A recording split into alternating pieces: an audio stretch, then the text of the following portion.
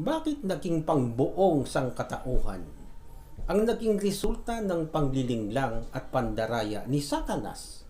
Si Satanas, ang dahilan ay may kapangyarihan siyang sumanib at pumasok sa isipan ng sino man tao sa mundong ito. At yan ay mababasa natin sa 1:13-27. Nakasulat doon, si Satanas nga ay pumasok sa kanya. Bukod kay Judas Iscariote, sino pa ba ang sinaniban ni Satanas ayon sa kasaysayan ng nasulat? Sa Mateo 16:23 ay mababasa natin na sinabi ni Jesus kay Apostol Pedro, "Lumagay ka sa likuran ko, Satanas."